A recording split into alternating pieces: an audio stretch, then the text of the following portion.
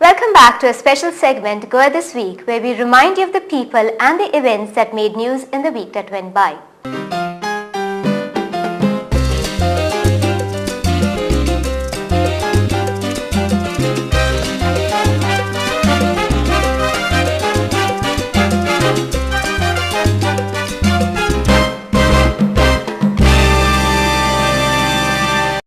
The week that went by was mainly dominated by news relating to the casinos. The BJP intensified its fight against these gambling ships. The NGOs too extended their support to the Saffron Party towards this cause. They have agreed to speak to the 40 sitting MLAs to vote in favour of the amendment to be introduced by the BJP, cutting across party lines. Another important development was in the Marcel Gram Sabha, where the villagers demanded strict action against Ulka Seafood Private Limited for not being sensitive to the villagers. The Bharatiya Janata Party has decided to further intensify its agitation against casinos in Goa. The party's legislative wing in Goa has decided to pass a private member's bill in the coming assembly session to remove the powers of the government to grant permission to offshore casinos in Goa. Mr. Manohar Parrikar, the leader of the opposition, has been assured support by some NGOs who too are against the casinos in Goa. They have promised to meet the 40 sitting MLAs and will try to convince them to vote in favour of this amendment cutting across party lines. The Panjim unit of the BJP has decided to swing into action and has decided to physically block entry to these casinos. The ex-Chief Minister also had strong words for the present Chief Minister, Mr. Digambar Kamath. He was against a statement made by him which said that legalized mega projects in villages should not be opposed by the Gram Sabhas. He was of the opinion that any village has the right to either accept or reject any project that could have an impact on the social fabric. Mr. Parrikar also demanded that the draft Regional Plan 2021 prepared by the task force should be sent to the village Gram Sabhas for the approval of the various projects taking place in their village. To protest against the arrival of the new casinos in the river Mandobi, the BJP held a protest march from the BJP party office to the Captain of Port's jetty in Panjim, where the casinos are anchored. Mr. Manohar Parrikar said that 24 casinos to which license has been issued will not only ruin the tourism in the state but will also ruin the future of the youth of the state. He supported the rules that strictly stated the age limit for entering the casino at 18 and said that these casinos allow the entry of even a 12-year-old.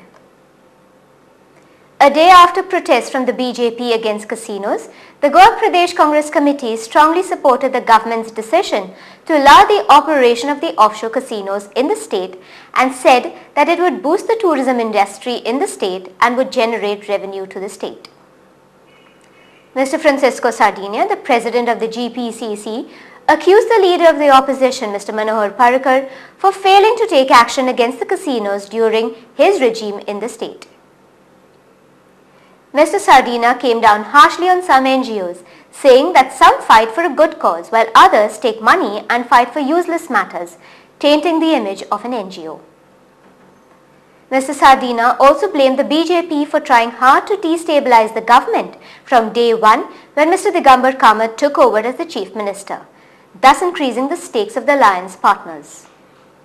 The GPCC president was not in favour of the expansion of the National Highway 17 to a 4-lane one on the basis of the booth system.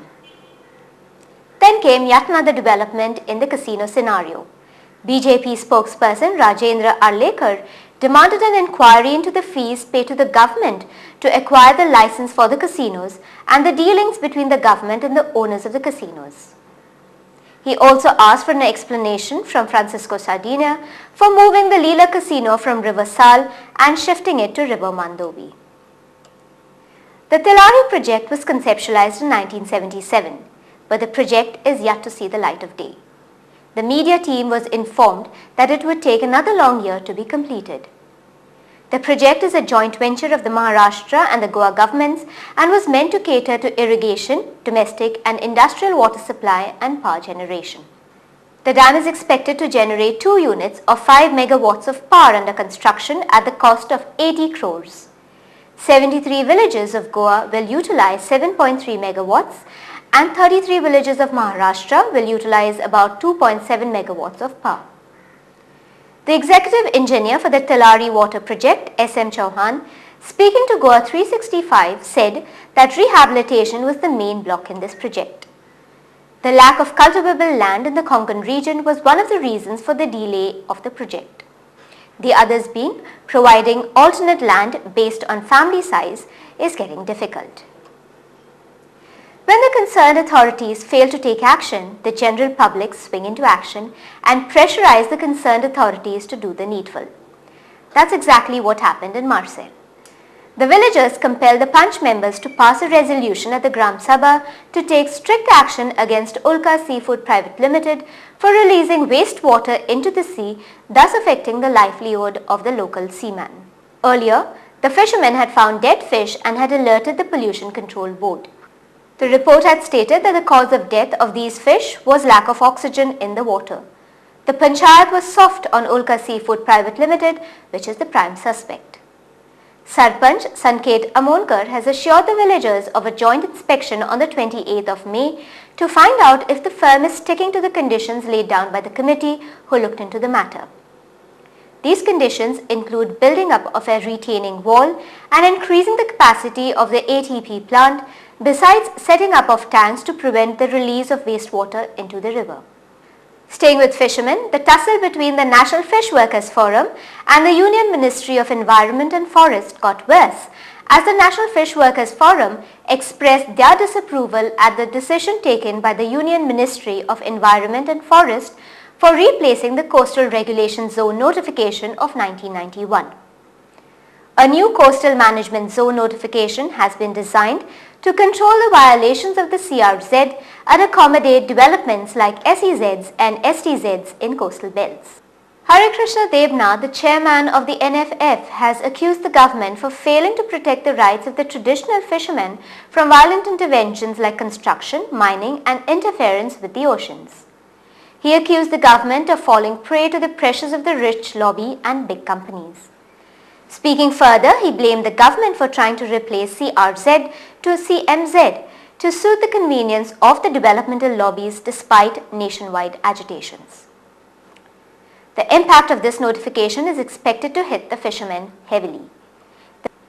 The fishing community from all states will visit Delhi in July during the monsoon session of the Parliament in order to express their rejection of the CMZ notification.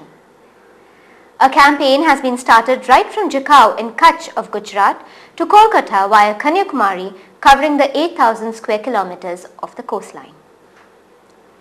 The Defence Minister Mr. A.K. Anthony was in the state last week to inaugurate the ICGS Sankalp. The vessel was built by the Goa shipyard. The vessel is far more sophisticated and advanced in terms of navigation and communication centers, equipments and machinery. The ship is manned by 10 officers and 94 men under the command of DIG K.S. Sheeran.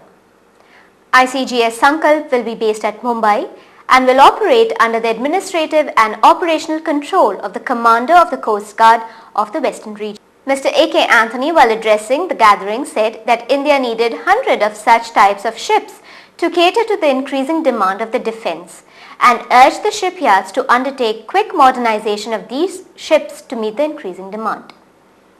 Speaking about the relationship with Pakistan, Mr. A.K. Anthony was of the opinion that relations with the country has improved in the last few years and was of the positive opinion that things would get better, thus benefiting both the countries. He emphasized that the UPA government was consolidating old friends and was making new friends all over the world. Let's hope that India and Pakistan become friends one day. At least the UPA government will have some achievement in their kitty to talk about during the next elections, as inflation has really impacted the government negatively. After nearly a decade, the boys have outnumbered the fairer sex at the Goa State Board exam. The pass percentage of boys at the SSC examination this year was 67.33% and for the girls it was 66.7%. Two schools in Goa, Sri Damodar High School, Margao and Dr. K.B. Hedgewar High School in Panjim secured 100% results. There was an overall drop of 4% in the pass percentage as compared to 73% 3.63% last year. The Windsurfing National Coastal Championship 2008 was launched last week by the Goa Yachting Association in association with Siddhartha Goa. The Optimus Zonal Championship was for children below the age of 16, while windsurfing was for adults. We've started taking other sports seriously too, better late than never. The Konkan Fruit Festival, aimed at promoting the various fruits available in the Konkan belt, was held last week. About 80 different varieties of mango were on display. Besides mangoes, other regional fruits too were seen on display. Time for a short break. You're with Goa 365.